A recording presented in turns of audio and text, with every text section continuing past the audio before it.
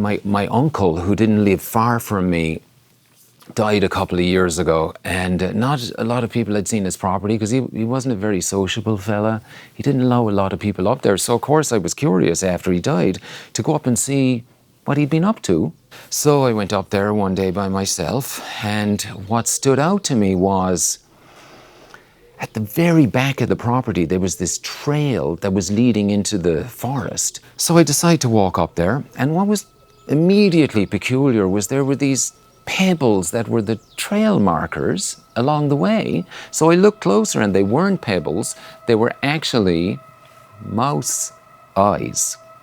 And there were heads of mice that were marking this trail. Eyes wide open, no bodies. The bodies had been cut off. So I went further. There were more trail markers, but they started to get bigger. Now it wasn't mice heads.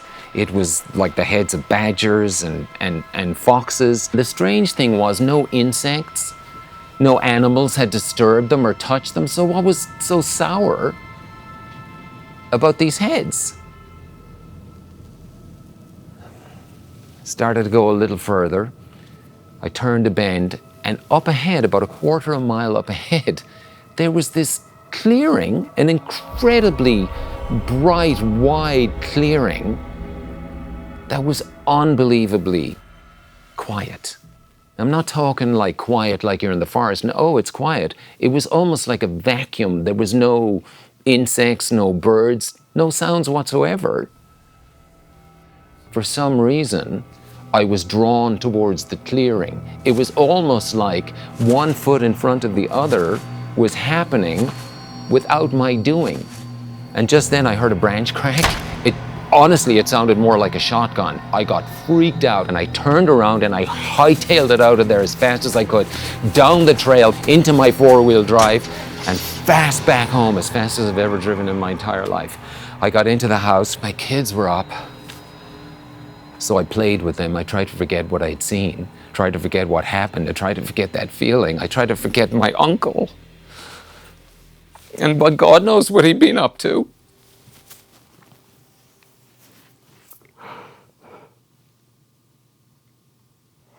So the next day I'm telling my friends. I tell them the whole story. And it feels to me like I'm making it up. It's such a bizarre story. And so then they said, well, why don't we all go up there together? We'll go up there together with you, and we can walk the trail again together. You won't have to do it by yourself. So I said, okay, but let's bring a shotgun just in case. Because you don't know what you're going to encounter. So there's 4 or 5 of us. We walk up the trail. And there's nothing. Not a single animal head. Not a single glinting eye.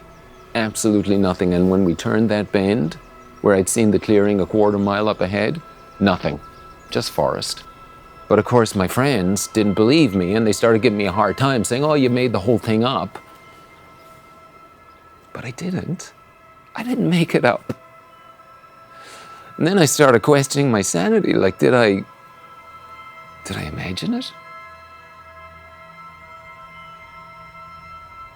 I don't think I did. And if I didn't imagine it, what the hell had my uncle been up to all those years?